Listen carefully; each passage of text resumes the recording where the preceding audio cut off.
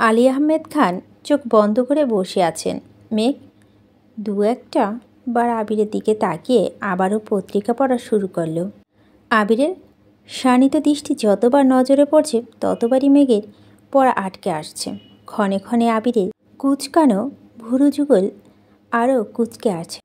গভীর কোনো উদ্বেগ মস্তিষ্ক ঘুরপাক খাচ্ছে। আবির দীর্ঘ সময় স্থির দৃষ্টিতে তাকিয়ে রইল মেঘের অভিমুখে। আবিরের হিমায়িত দৃষ্টিতে অষ্টদশী শান্ত হৃদয় আচমকা অশান্ত বাতাস বইতে শুরু করল। পড়া থামিয়ে প্রখর নেত্রে তাকালো আবিরের দিকে। সরাসরি চোখে চোখ পড়ায় আবির পলক ফেলে চিবুক নামিয়ে রুম থেকে চলে গেছে। আবিরের নিস্তব্ধতা মেঘকে খানিক ভাবালো। তারপর আবারও পত্রিকা পড়ার মনোযোগ দিল। মালিহা খান ছাদে হাঁটাহাঁটি করে সন্ধ্যায় রুমে আসছে। মেঘকে পত্রিকা পড়তে দেখে ঠান্ডা কণ্ঠে বলেন, তুই এখনও পত্রিকা পড়তেছিস? মেঘ নীরবে হেসে পড়াতে মনোযোগ দিল। মালিহা খান বিছানার পাশে বসতে বসতে শক্ত কণ্ঠে বললেন, অনেক পড়েছিস, এখন পত্রিকাটা রেখে একটু বাহিরে বের হ। দীর্ঘ সময় এভাবে পড়লে চোখে ঝাপসা দেখবি। কিছু হবে না। আলী আহমেদ খান এবার স্বাভাবিক কণ্ঠে বললেন, আর পড়তে হবে না আম্মু, তুমি এখন রুমে যাও। বড় আব্বু মুখের ওপর কথা বলা মেঘের পক্ষে সম্ভব না, তাই পত্রিকা ভাঁজ করে টেবিলের ওপর রেখে রুম থেকে বেরিয়ে গেছে। সোফায় বসে হালিমা খান আর আকলিমা খান গল্প করছিলেন। মেঘ ওনাদের পাশে সোফায় হেলান দিয়ে বসেছে। হালিমা খান মেঘকে দেখে মৃদুগামী কণ্ঠে বললেন, তোর বড় আব্বু এখন কেমন আছে? আলহামদুলিল্লাহ ভালো। ঠোঁটে হাসি রেখে হালিমা খান বলল, তোর রান্না খুব ভালো হয়েছে। বড় আব্বু উসিলায় আমার মেয়ে রান্না যে করেছে সেই অনেক। মেঘ প্রশ্ন করে, তুমি খেয়েছ? শুধু আমি কেন, তোর আব্বু, বড় আব্বু, কাকিয়া, আবির, তানবীর সহ সবাই টেস্ট করেছে। তোর প্রথম রান্না বলে কথা। আম্মুর কথা শুনে মেঘ চমকে ওঠে। সবাই মেঘের রান্না টেস্ট করেছে এটা ভাবতেই মেঘের মনে আনন্দ ভরে উঠেছে। আকস্মাৎ মেঘের ভুরু কুঁচকে আসে। মেঘ উতলা হয়ে শুধালো, আবির ভাই টেস্ট করেছেন? হ্যাঁ, আবির সবার আগেই টেস্ট করেছে। আবির ভাই না সারাদিন ঘুমিয়েছে, আমার রান্না কখন টেস্ট করলো?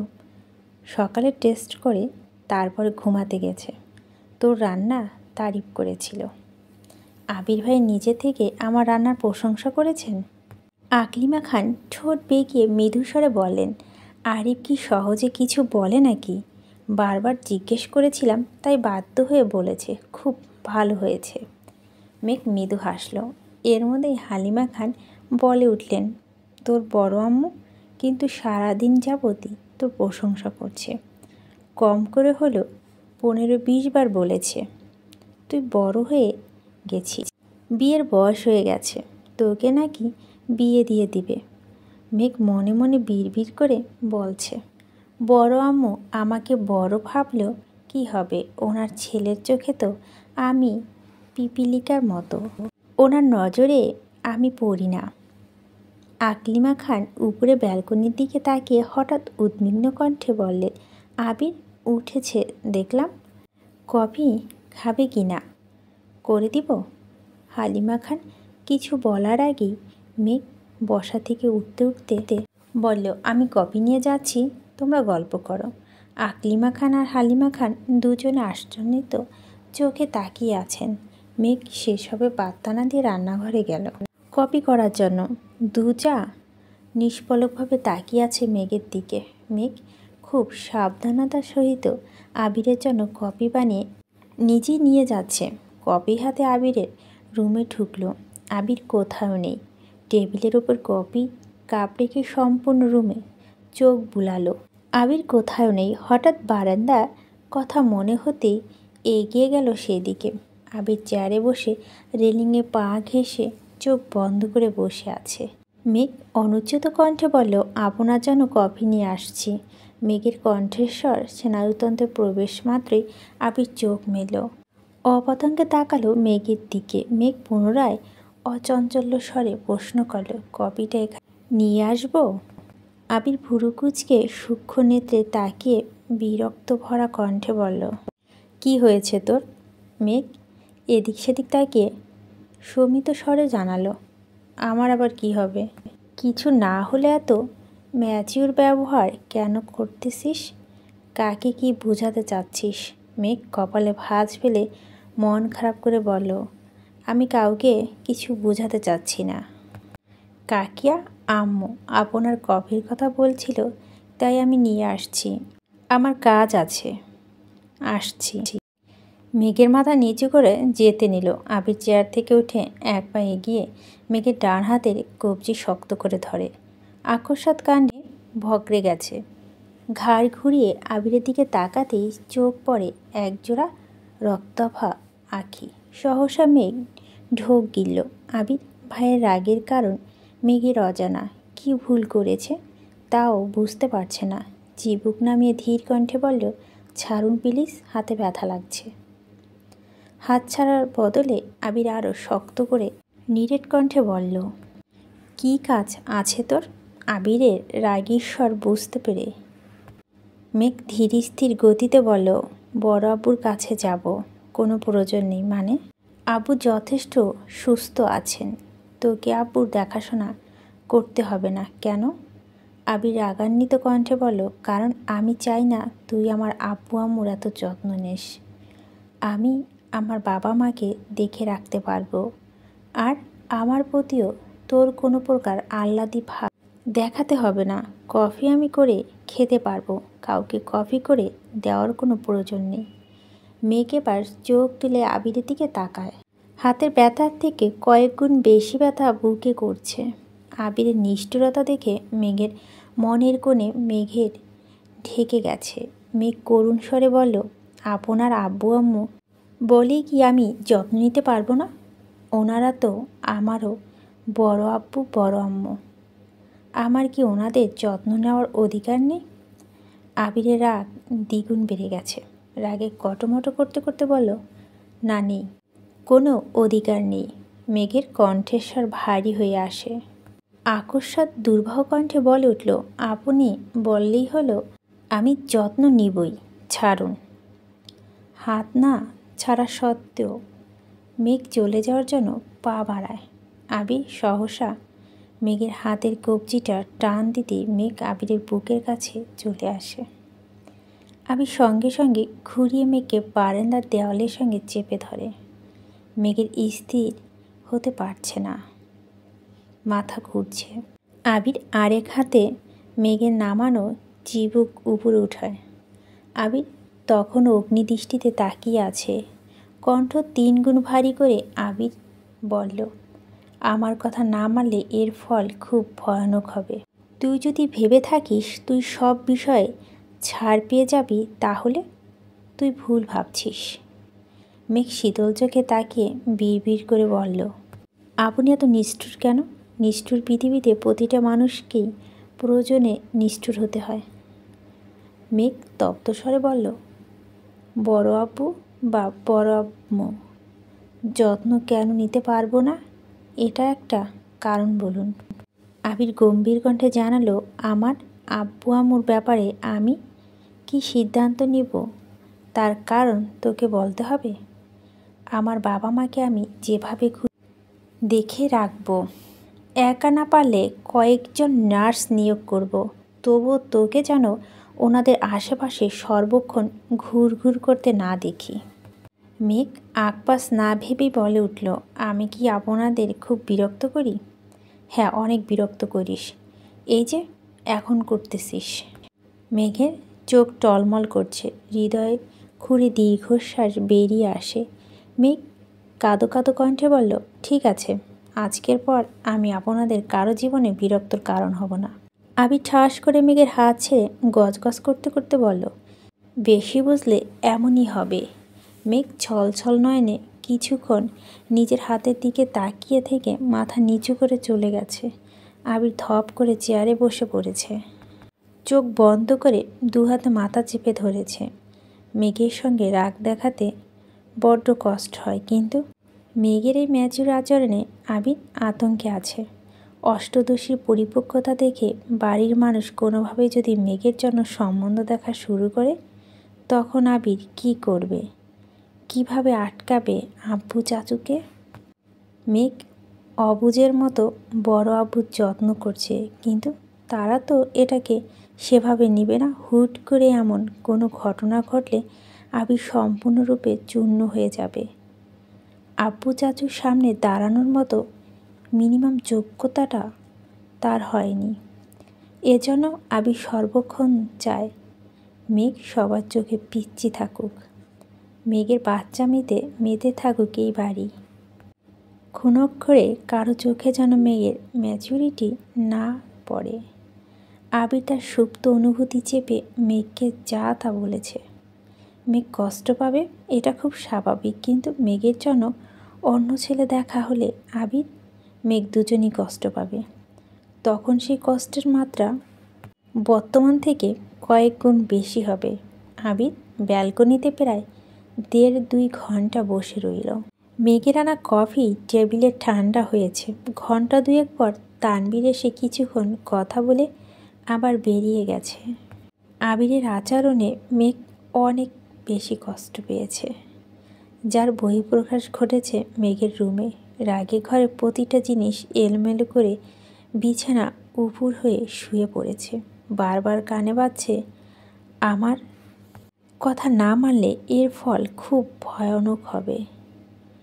বড় আব্বু ওপর কোনো অধিকার নেই। মেঘ যখনই ভাবে আবিরের কাছাকাছি আসবে, আবিরকে নিজের মনের কথা বলবে, আবিরের অনুভূতি বুঝবে, তখনই আবির মেঘকে দূর দূর করে তাড়িয়ে দেয়। দীর্ঘ চেষ্টায় দূরত্ব খানিকটা হ্রাস হয় কি না, আবির আবারও দূরত্ব বাড়িয়ে নিজের হাতেই সেখানে দেয়াল তুলে দেয়। অষ্টদশীর অবুঝ মনের আবিরের কর্মকাণ্ড ক্রমে ক্রমে দাগ কেটে যাচ্ছে। ভালোবাসার অনুভূতিগুলো কেমন জানি ছন্নছাড়া হয়ে যাচ্ছে। বেশ কিছুক্ষণ পর মেঘের ফোনে কল বেজেছে। কয়েকবার রিং হওয়ার পর মেঘ হাত বাড়িয়ে ফোনটা কাছে এনে দেখে বন্যা কল দিচ্ছে। 2 দিন যাবৎ বন্যা কল দিয়েই যাচ্ছে, কিন্তু মেঘ রিসিভ করছে না। ইচ্ছে না থাকার সত্ত্বেও মেঘ কল রিসিভ করল। কল রিসিভ হওয়ার মাত্রই ওপাশ থেকে বন্যা বলে উঠল, কিরে, কি হয়েছে তোর? কোন দুনিয়ায় হারিয়েছিলি? মেঘ শ্বাস ছেড়ে গম্ভীর কণ্ঠে উত্তর দিল, হারাতে পারলে বোধ হয় ভালো হতো। কেন, কি হয়েছে? কিছু না, বাদ দে। ইচ্ছে করেই বন্যাকে কিছু বলেনি। 2 দিন পর পর আবির ভাইয়ের আচরণে মেঘ নিজেই কনফিউশনে পড়ে যায়।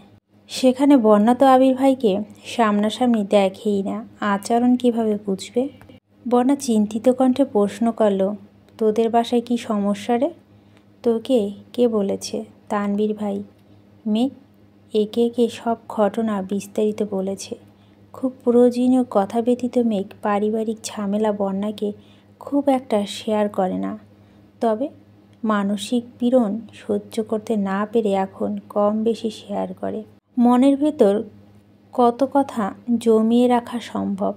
বন্যা মনোযোগের সহিত সব ঘটনা শুনেছে। এখানে বন্যার কিছুই বলার নেই, এমনকি মেঘকে সান্ত্বনা দেওয়ার কোনো ভাষা নেই। ঘণ্টাখানেক 2 বান্ধবী কথোপকথন চলছে, তারপর মেঘ ফোন রেখে ঘুমিয়ে পড়েছে। 2-3 দিন কেটে গেছে। মেঘ আর আগের মতো বড় আব্বু আম্মুর কাছে যায় না, ওনাদের সঙ্গে কথা বলে না, ভুলেও আবিরের মুখোমুখি হয় না। ক্লাসের সময় ক্লাসে যায়, চুপচাপ ক্লাস করে বাসায় চলে আসে। বাকি সময় দরজা বন্ধ করে রুমে শুয়ে থাকে, না হয় বই নিয়ে ব্যালকনিতে বসে থাকে। গুনে গুনে দিন কাটাচ্ছে। এই বাসায় থাকতে এখন মেঘের দম বন্ধ হয়ে আসছে। চুপি চুপি গিয়ে বড় আম্মু আব্বুকে দেখে আসে, ওনাদের সঙ্গে কথা বলতে পারে না। এদিকে মিহিমাদির সঙ্গে কথা বলতে ইচ্ছে করে না, ফোন চাপতেও ভালো লাগে না।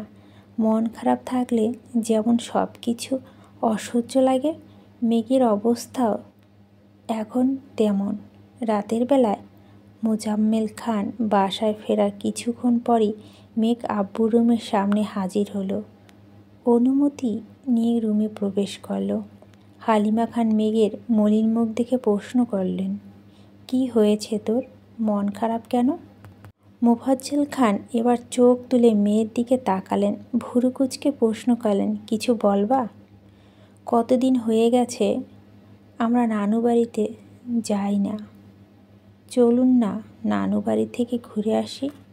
হালিমা খান উদ্বিগ্ন কণ্ঠে বলল, তুই তো কখনো নানু বাড়ি যেতে চাস না, আজ হঠাৎ নানু বাড়িতে যেতে চাচ্ছিস যে? যেতে ইচ্ছে করছে, তোমরা যাবে কি না বলো? মোজাম্মেল খান নির্দীপ কণ্ঠে বলল, ভাইজান অসুস্থ, এই অবস্থায় আমি যেতে পারবো না। তুমি আর তোমার আম্মু বরং ঘুরে আসো, ফেরার সময় জানিও, তানবিন গিয়ে নিয়ে আসবে।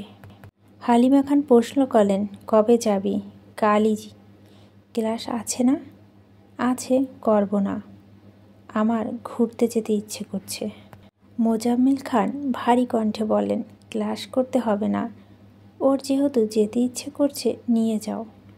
সকাল থেকে খান বাড়ি পরিবেশ অন্যরকম। আবিরের কড়া নিষেধ জন্য আলী আহমেদ খান অফিসে যেতে পারছে না। আবির আর মোজাম্মেল খান একাই সামলাচ্ছে সব দিক।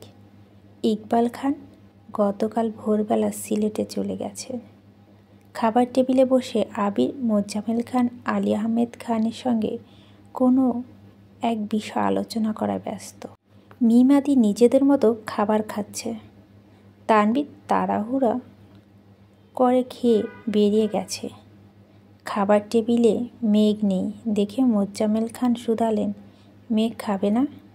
মিম আস্তে করে বলল, আপু শাওয়ার নিচ্ছে, পরে খাবে বলল। আচ্ছা। আবির তেমন মনোযোগ দেয়নি। মেঘকে বকা দিলে সে 2-4 দিন রাগ অভিমান ভোঁতা মেরে থাকে, এটা আবির খুব ভালো মতোই জানে। কিন্তু এখন মেঘের রাগকে প্রাধান্য দিতে গেলে ভবিষ্যতে বড়সড় বিপদের সম্মুখীন হতে হবে ভেবেই আবির মুখ বুজে সব সহ্য করছে। আবির আর মোজাম্মেল খান অফিসে চলে গেছে। তার কিছুক্ষণ পরই মেঘ একেবারে রেডি হয়ে নিচে নেমেছে। ভেজা চুল মাঝখানে সিঁথি করে দুপাশে 2টা ছোট ক্লিপ দিয়ে পেছনে চুল ছেড়ে রেখেছে, সঙ্গে পছন্দের একটি জামা পরেছে। খাওয়া দাওয়া করে 1 ঘন্টার মধ্যে নানু বাড়ির উদ্দেশ্যে রওনা দিয়েছে। প্রায় বছরখানেক পর নানু বাড়িতে আসছে মেঘ। বাড়িতে এসে মেঘ ব্যাগ রেখেই ঘুরতে চলে গেছে। হালিমা খান ফোন করে বাসায় জানিয়েছে মেঘ নানা নানুর সঙ্গে গল্পগুজব করে 2 মামার বাড়িতে ঘুরছে। এতদিন পর মামাতো ভাই বোন মেঘকে পেয়েছে, খুশিতে আত্মহারা হয়ে গেছে। 2 বোন 3 ভাই সবাই মেঘের থেকে বয়সে ছোট। মেঘ মামা বাড়িতে গেলে কাজিনদের ঈদ লাগে। মেঘের মামা খালাদের মধ্যে মেঘের আম্মুই সবার বড়, তারপর 2 মামা, সবাই ছোট, আরেক খালা। মেঘ বিকেলবেলা আম্মুর ফোন থেকে খালামণিকে কল দিয়ে ভাই বোনের সাথে কথা বলছে। খালামণিকে আসতে বলেছে। খালামণি 2 মেয়ে 1 ছেলে। বড় মেয়েটা মেঘের প্রায় সমবয়সী, এখন ইন্টারমিডিয়েটে পড়তেছে। ছোট মেয়ে ক্লাস 6-এ পড়ে। ছেলেটার বয়স হবে 5 বছর। মেঘের যতবারই নানু বাড়িতে আসে ততবারই খালামণিকে আসতে হয়। সারাদিন হই হুল্লোড়ে থেকে মেঘ বাসায় কথা প্রায় ভুলেই গেছে। এদিকে আবির সন্ধ্যায় কিছুক্ষণ পরই বাসায় আসছে। গেটের বাইরে থেকে মেঘের ব্যালকনির দিকে তাকিয়েছে। মেঘ রুমের লাইট অফ দেখে আবির কপাল গুটায়। বাড়ির পরিবেশ বরাবরের মতোই ঠান্ডা। আকলিমা খান আজ আদিকে ছোপায় বসে পড়াচ্ছে। মালিয়া খান আলী আহমেদ খানের কাছে বসে আছেন। মিম তার রুমে পড়তেছে। আবির রুমে গিয়ে ফ্রেশ হয়ে কিছুক্ষণ পর আলী আহমেদের খান রুমে গেল। আব্বুর রুমে থেকে বেরিয়ে আসতে আকলিমা খান শুধালেন, তোমাকে খেতে দেব? দাও। আকলিমা খান আবিরকে খেতে দিয়েছেন। আবিরের সাথে মিম আর আদি কিছুক্ষণ পর খেতে বসেছে। আবির আশেপাশে তাকাচ্ছে বারবার। উপরে তাকাচ্ছে, মনে মনে মেঘকে খুঁজছে। সচরাচর এত তাড়াতাড়ি আবির খায় না। আজ মেঘকে দেখার জন্যে অসময় খেতে এসেছে। মামুনিকেও দেখতে পাচ্ছে না। জিজ্ঞেস করতেও কেমন জানি লাগছে। আবির তাড়াহুড়া করে খাবার শেষ করে সিঁড়ি দিয়ে উঠছে। মেঘের রুম পেরিয়ে গিয়ে থমকে দাঁড়িয়েছে। মনের ভিতর কেমন জানি খুঁতখুত করছে। দু কদম পিছিয়ে দরজায় হাত রেখেও ধাক্কা দেয়নি। নিজের রুমে গিয়ে শুয়ে পড়েছে। সকালে ঘুম ভাঙে আদির ডাকে। আদি দরজা থেকে ডাকে, জিজ্ঞেস করছে, আম্মু? বলছে, কি খাবে বলতে। আবির ঘুমের মধ্যে বলছে, কাকিয়া রান্না করতে হবে না, মামুনিকে বলো যা খুশি রান্না করতে। তোমার মামুনি বাসায় নেই। আবির সহসা চোখ মেলে ক্ষুদ্র পরিসরে তাকে প্রশ্ন করল, কোথায় গেছে? মেঘাপুর নানু বাড়ি গেছে। একা? না, মেঘাপুর গেছে। আবির সঙ্গে সঙ্গে শোয়া থেকে উঠে বসল।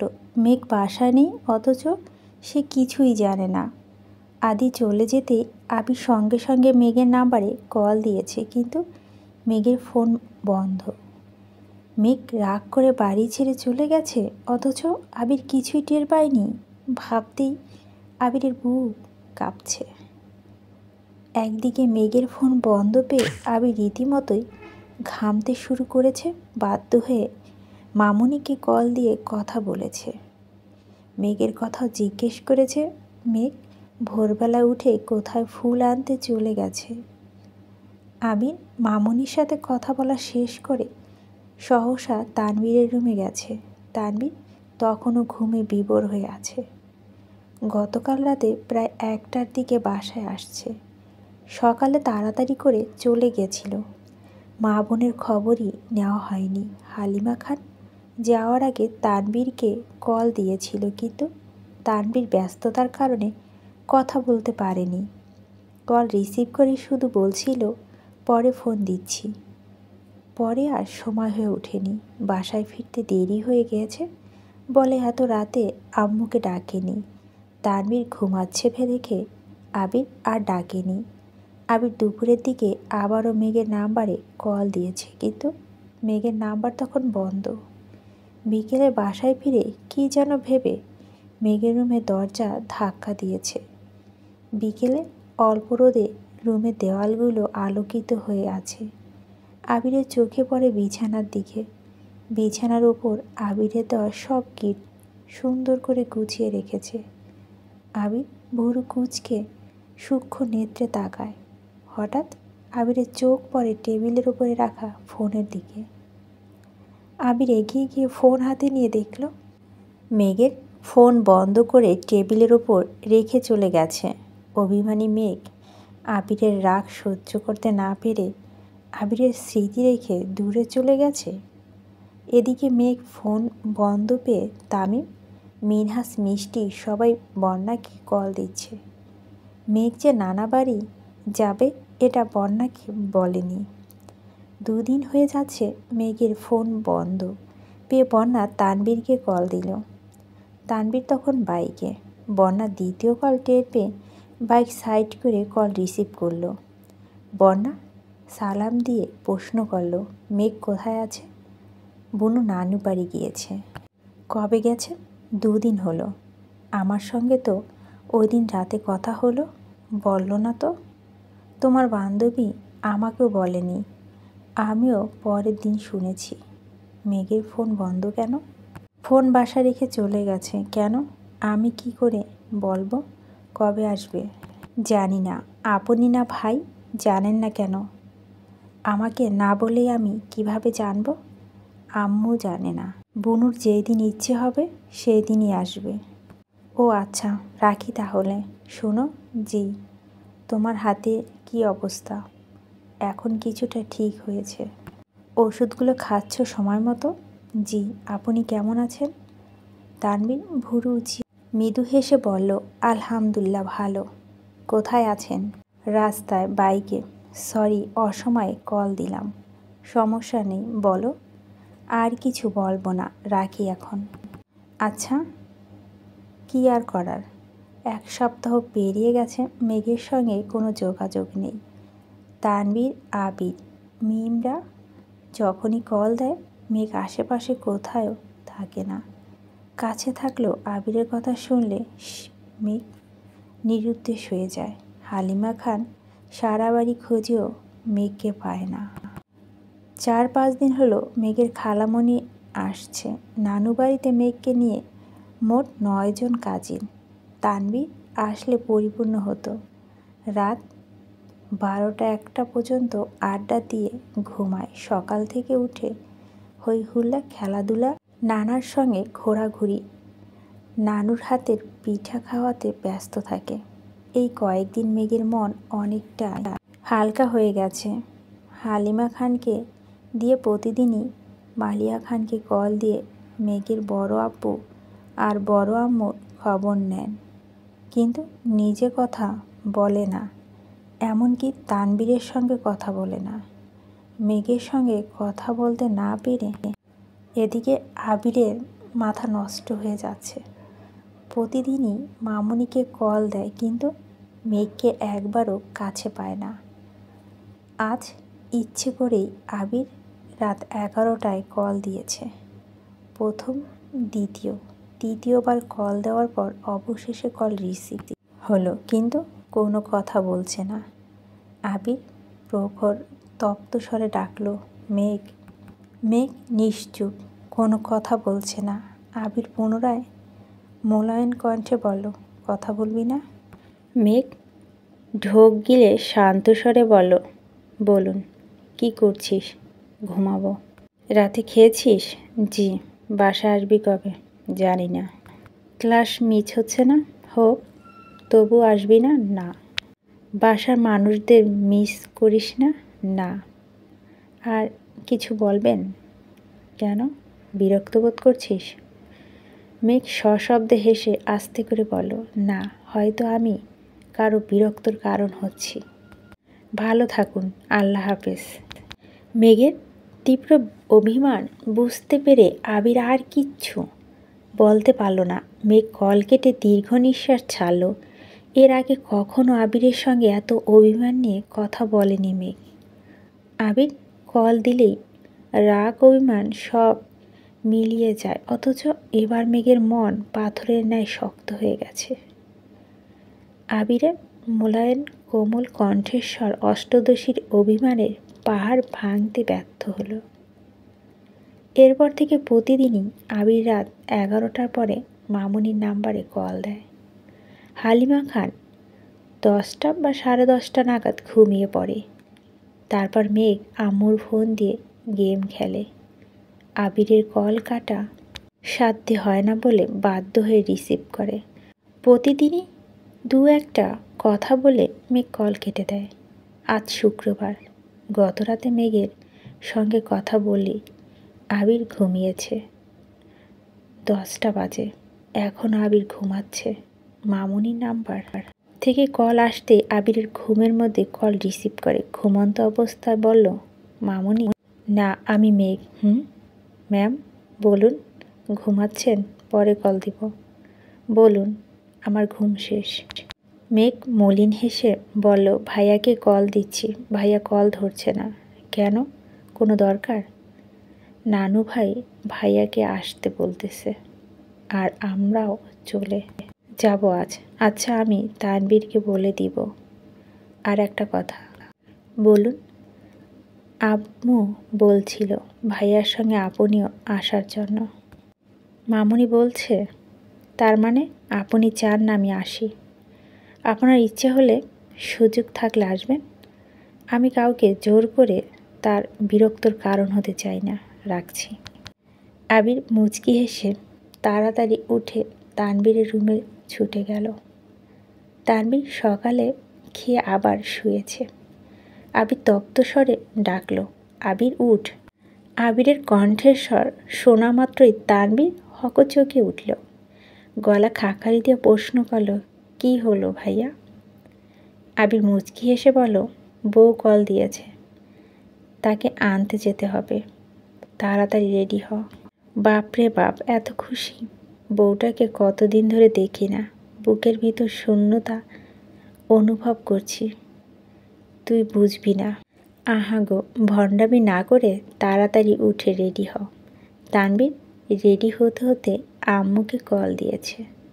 গাড়ি নিয়ে বাড়ি পর্যন্ত যাওয়া যাবে কি না জানার জন্য। মেঘদের নানু বাড়ি এদিকে রাস্তা করতেছে। গাড়ি বাড়ি পর্যন্ত যাবে না, যাওয়ার দিনই অনেকটা পথ হেঁটে যেতে হয়েছে। এজন্য তানবীর আর আবির বাইক নিয়ে বেরিয়েছে। আবির আর সাদা রঙের পাঞ্জাবি পরেছে আর তানবীর ধূসর রঙের। পাশাপাশি দু ভাই বাইক চালিয়ে যাচ্ছে। তানবীর হঠাৎই ডাকলো, ভাইয়া বল, একটা গান গাও। তোর মন চাইলে গা, আমার বলছিস কেন? এই গানটা শুধু তোমার জন্য। তুমি রাজি থাকলে শুরু করব, গাইব। গা। তানবীর গলা খাকারি দিয়ে গাইতে শুরু করলো। এসেছি তোকে নিয়ে ফিরবো বলে, নিজ দায়িত্বে গানটা গেয়ে নেবেন। তানবীরের গান শুনে আবির ঘাড় ঘুরিয়ে তাকিয়েছে। হেলমেটের আড়ালে আবিরের অভিব্যক্তি বোঝার উপায় নেই, তবু তানবীর গান বন্ধ করে দিয়েছে। ফাঁকা রাস্তায় নিরিবিলি পরিবেশ, দুপাশে সারি সারি গাছ। আবির আচমকা এক হাতে হেলমেট খুলে সাইডে রেখে গাইতে শুরু করলো, এসেছি তোকে নিয়ে ফিরবো বলে। আবিরের কণ্ঠে গান শুনে তানবীর আশ্চর্য নয়নে তাকিয়ে আছে। তানবীরের বাইকের গতি কমে গেছে। তানবীর ভাবছিল আবির রাগ করবে, অথচ আবিরও গান গাইছে। ততক্ষণে তানবীর নিজের হেলমেটও খুলে ফেলেছে। বাইকের স্পিড বাড়িয়ে আবারও আবিরের সমান্তরালে গিয়ে আবিরে সমস্বরে গান ধরল। অনেকটা পথ দু ভাই একে অপরের এক গান গাইতে গাইতে অবশেষে তানবীরের নানা বাড়ি পর্যন্ত চলে আসছে। বাইকের শব্দ মেঘ সব বাকি কাজিনরাও বাড়ির ভিতর থেকে দৌড়ে বেরিয়ে আসে। তানবীরকে দেখে মেঘ আহ্লাদি কণ্ঠে ডাকলো, ভাইয়া। হয়েছে, আসছে এখন ঢং করতে। 7 দিনে একবারও ভাইয়া কথা মনে হয়নি, নিষ্ঠুর কোথাকার। মেঘ হেসে বলল, কেমন আছো ভাইয়া? আলহামদুলিল্লাহ ভালো। তুই কেমন আছিস? আলহামদুলিল্লাহ ভালো। তানবীর বাকি কাজিনদের সঙ্গে গল্প করতে করতে বাড়ির ভিতরে চলে গেছে। কাজিনদের পছন্দের মতো খাবার নিয়ে আসছে তানবীর, সেগুলোই সবাইকে দিচ্ছে। মেঘ মনের বিরুদ্ধে গিয়ে একবার পিছনে ফিরে তাকালো আবির আসছে কিনা। আবিরকে দেখতে না পেয়ে চিবুক নামিয়ে বাড়ির দিকে হাঁটতে শুরু করলো। আবির ভাইকে বলার পর আসলো না। ভাবতেই মেঘের মন বিষণ্ণতা ছেয়ে গেছে। একটু সামনে এগোতেই পুরুষনালিত কণ্ঠ ভেসে আসে, কেমন আছেন ম্যাম? সুপরিচিত প্রিয় কণ্ঠেশ্বর মস্তিষ্কের সঙ্গে সঙ্গে অষ্টদশীয় হৃদয়কেও আন্দোলিত করেছে। মেঘ আকস্মাৎ পিছনে ফিরে তাকাতেই সরাসরি নজর পড়ে আবিরের মলিন মুখমণ্ডলে। নিজের প্রতি করা বেধর অবহেলা আবিরের চোখ মুখে লেপ্টে আছে। অষ্টদশী নিষ্পলক চেয়ে থেকে খানিকক্ষণ পরখ করল আবিরকে। আবিরের পরিশ্রান্ত চেহারা থেকে অষ্টদশীর বুকের ভিতর চিনচিন ব্যথা অনুভব হলো। হৃদয়ে ক্লেশ উপেক্ষা করে মেঘ মাথা নিচু করে রিকেট কণ্ঠে বলল, আলহামদুলিল্লাহ। কথাটা বলতে দেরি হয়েছে, অথচ মেঘের বাড়ির ভিতরে যেতে দেরি হয়নি। মেঘ ভিতরে চলে গেলে আবির পূর্বের জায়গাতে নিশ্চুপ দাঁড়িয়ে আছে। এই কয়েকদিনে এলোপাথারি চলাফেরা আবিরের কাদম্বিনীর চেহারা লাবণ্য অনেকটা কমে গেছে। দেখে বোঝা যাচ্ছে অযত্নে কাটছে তার বিহসির দিন। নানু বাড়িতে বাধা দেওয়ার কেউ নেই। হালিমা খান বকা দিলে মামারা, খালামণি, নানা নানু আহ্লাদে মেঘকে মাথায় তুলে রাখে। তাদের অতিরিক্ত আদরের কয়েকদিনে খেয়ে না খেয়ে ছোটাছুটি করেছে। আবির চোখ বন্ধ করে সুদীর্ঘ নিঃশ্বাস ছেড়ে বাড়ির ভিতরে ঢুকল। সবার সঙ্গে দেখা সাক্ষাৎ করে নানার রুমে গিয়ে বসল। কিছুক্ষণের মধ্যে মেঘের খালামণি আর দু মামি নাস্তা নিয়ে আসছে। আবির তানবীরের পছন্দ মতো পিঠা আরও অন্যান্য খাবার। হালিমা খান কয়েকবার এসে দেখে গেছে। উনি ব্যাগ গোছাতে ব্যস্ত। নাস্তা খেয়ে তানবীর আবির আরও 2-3 জন কাজিন মিলে ঘুরতে গেছে। সবাই নানু বাড়িতে অপ্রকাশিত অনেক স্মৃতি জড়িয়ে থাকে। তানবীর আশেপাশে ঘুরছে, ছোটবেলার বন্ধুদের মধ্যে যারা বাড়িতে ছিল তাদের সঙ্গে গল্পগুজব করছে। তারপর বাড়িতে এসে হাত মুখ ধুয়ে খেতে বসেছে। আবিরদের উদ্দেশ্য দু মামি মিলে এলাহি আয়োজন করেছে।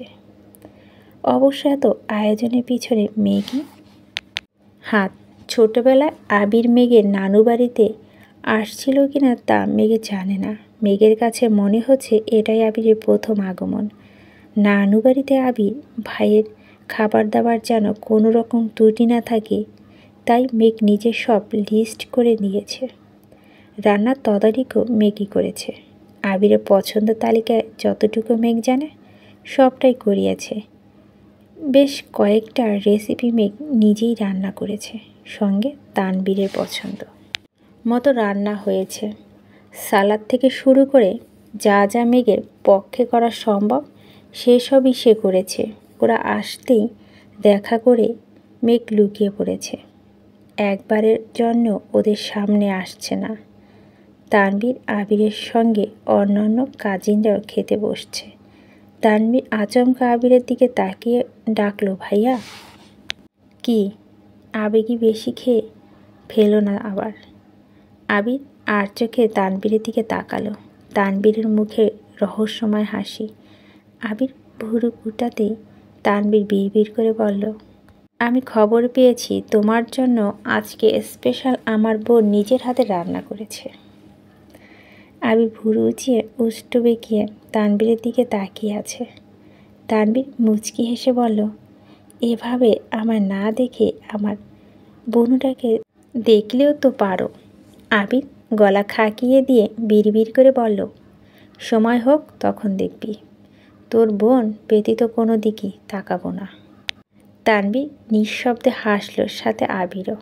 খাওয়া দাওয়া শেষ করে সবার সঙ্গে আরও কিছুক্ষণ গল্প করে বাসার উদ্দেশ্যে বের হলো। মেঘ আর হালিমা খান সবাই থেকে বিদায় নিয়ে বেরিয়েছে। মেঘের কাজিনরাও মেঘদের সঙ্গে কিছুটা এগিয়ে আসছে। মেঘ তানবীরকে উদ্দেশ্য করে গম্ভীর কণ্ঠে বলল, ভাইয়া আমি তোমার সাথে যাব। তানবীর সহসা জানালো, আমি তোকে নিতে পারবো না। কেন? তানবীর স্বাভাবিক কণ্ঠে বলল, আব্বুকে বলেছে মনে নেই আমি যেন তোকে নিয়ে বাইকে না চালাই। মেঘ ঠোঁট ফুলিয়ে বলল, কেন? আমাকে নিয়ে চালালে কি হবে? তানবীর আকাশের পানে তাকিয়ে বলল, আব্বু আমাদেরকে নিয়ে টেনশন হয়। তুই আমি একসঙ্গে গেলে বাই চান্স অ্যাক্সিডেন্ট হলে আর আমাদের কিছু হয়ে গেলে কি হবে সেই ভেবে আব্বু ভয় পায়। তুই ভাইয়ার সঙ্গে যা, আমি আম্মুকে নিয়ে যাচ্ছি। অ্যাক্সিডেন্ট করলে করব, মরে গেলে যাব, তবু আমি তোমার সাথে যাব। তানবীর শক্ত কণ্ঠে বলল, বুনু বাজে কথা একদম বলবি না। আমার কিছু হলেও সমস্যা নাই, কিন্তু আমার কারণে তোর কিছু হলে আমাকে আব্বু মার্ডার করে ফেলবে। মেঘ ভুরু কুচকে বলল, ওনার সাথে গেলে যে আমার কিছু হবে না তার কি গ্যারান্টি আছে?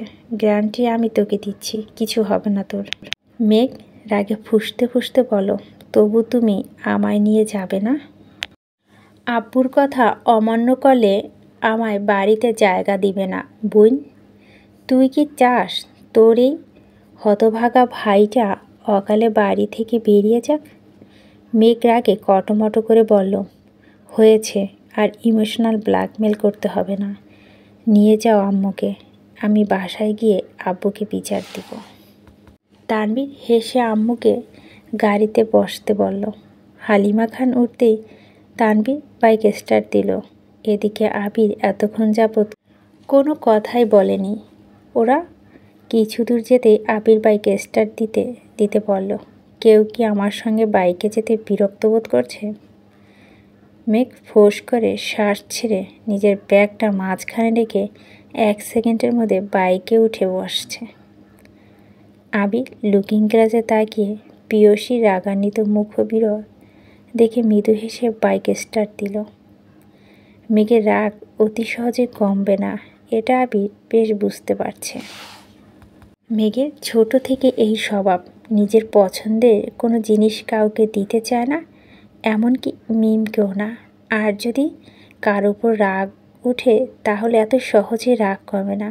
কথা বললেও রাগে কটকট করতে করতেই বলে, বড় হয়েছে ঠিকই, তবে এখনও আগের স্বভাবই আছে। তানবীর ওর আম্মুকে নিয়ে অনেকটা সামনে চলে গেছে, ওদের আর দেখা যাচ্ছে না। আবির একটা চায়ের স্টল দেখে বাইক থামিয়ে 2 কাপ চা নিয়ে আসছে। মেঘ প্রথমে নিতে না চাইলেও আবির জোরাজুরিতে নিয়েছে। আবির রাস্তার পাশে একটা গাছের নিচে হেলান দিয়ে চা খাচ্ছে আর অভিভূতের ন্যায় মেঘকে দেখছে। রাগের কারণে মেঘ মুখ ফুলিয়ে আছে, থুতনিতে কেমন যেন ভাঁজ হয়ে গেছে। আবির চুল থেকে শুরু করে পায়ের কনিষ্ঠ আঙুল পর্যন্ত নিরীক্ষণ করতে করতে চা শেষ করলো। টাকা পরিশোধ করে বাইকের কাছে এসে শান্ত স্বরে বলল, এখনও রাগ কমেনি তোর? কিসের রাগ? আমার কারো উপর কোনো রাগ নেই, তা তোর চোখেই ভাসতেছে। মেঘ চোখ তুলে তাকাতেই আবির মুচকি হাসল, কিন্তু মেঘের চেহারা অপরিবর্তনীয়। মেঘ চিবুক নামিয়ে কর্কশ গলায় বলল, আপনি কি আমায় বাসা পর্যন্ত নিয়ে যাবেন? যদি না নিয়ে যা তাহলে কি করবি? বাস বা অন্য কিছু নিয়ে চলে যাব। সত্যি? সত্যি তুই আমায় একা ফেলে চলে যাবি? আপনি তো আর অবুঝ না, যেভাবে এসেছেন সেভাবে বাসা পর্যন্ত যেতে পারবেন। আবির হঠাৎ 2 আঙ্গুল মেঘের থুতনি উঠালো। আচমকা আবিরের স্পর্শ মেঘের দেহ শিহরে ওঠে, সহসা চোখ বন্ধ করে ফেলেছে। আবির গুরুতর কণ্ঠে বলল, তাকা।